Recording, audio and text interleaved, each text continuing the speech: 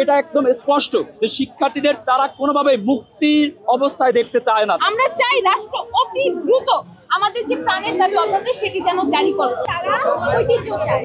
আমাদের কথা যেখানে ঐতিহ্য, আমরা যেখানে নতুন ইতিহাস সৃষ্টি করতে পারতেছি সেখানে ঐতিহ্য দিয়ে কি করবো? আমরা উচ্চশিক্ষার পরিবেশ না পেলে, উচ্চশিক্ষার মান না পেলে আমরা ঐতিহ্য দিয়ে কি করবো? স্টুডেন্টরা প্রেস ব্রিফিং করে এখানে সম্পূর্ণরূপে হচ্ছে যে শিক্ষকরা তাদেরকে লিলিয়ে দিয়েছে। শিক্ষকরা তাদেরকে উস্কানি দিয়ে হচ্ছে যে মানুষ মনে যে বাধ্য করছে ওয়ান টাইম। আমাদের এখানে একটি মহল জড়িয়ে আছে, অধ্যাদেশ জারি পরে তারা মাঠেও নেমেছে আমাদের অধ্যাদেশকে বন্ডল করার জন্য। কারণ হচ্ছে তারা যদি এটা বলতো আমরা বিশ্ববিদ্যালয়ের মডেল মানি না, মডেলকে যদি এডিশন করে অন্য একটা মডেল রূপান্তর করে ইউনিভার্সিটি হোক সেটাও ঠিক ছিল, কিন্তু তারা সরাসরি বিশ্ববিদ্যালয়ের অধ্যাদেশের বিরুদ্ধে।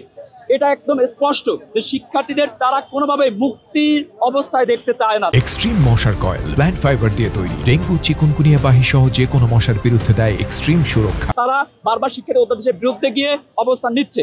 আমরা সায়েন্স ল্যাব নীলক্ষেত আমাদের কম্পিত আওয়াজ দিয়ে আমাদের যেই প্রাণের দাবিটি সেটি জানিয়েছি। রাষ্ট্রের যৌক্তিকতা বিচার করে বিশ্ববিদ্যালয়ের পক্ষে রায় দিয়েছে এবং রাষ্ট্র খসড়া অধ্যাদেশের আইন পর্যন্ত লিখে ফেলেছে। এখন আমরা একদম শেষ পর্যায়ে আছি। আমরা চাই রাষ্ট্র অতি দ্রুত আমাদের যে প্রাণের দাবি অধ্যাদেশ সেটি যেন জারি করে। অধ্যাদেশ জারি হয়ে গেলে আমরা এক মুহূর্ত রাজপথে থাকবো না। যখন আমাদেরকে ঢাবি অধিভুক্তি থেকে বাতিল করা হয় তখন কিন্তু আমাদের আর কোনো পরিচয় রইল না। না আমরা ঢাকা বিশ্ববিদ্যালয়ের অধিভুক্ত, না আমরা কলেজের অধিভুক্ত। কলেজের যারা স্টুডেন্টরা আছি প্রায় 1.5 লক্ষ শিক্ষার্থী, আমরা এখন পরিচয়হীনতা আছি। আমাদের নির্দিষ্ট কোনো পরিচয় নেই। আমাদের একটা পরিচয় দাঁড়াচ্ছে কি আমরা প্রস্তাবিত বিশ্ববিদ্যালয়ের শিক্ষার্থী। তাদের দাঁড়িয়ে দেওয়ার কথা ছিল গত মাসে, মানে সেপ্টেম্বর মাসেই মধ্যেই দেওয়ার কথা ছিল, বাট সেটাও দেয় নাই।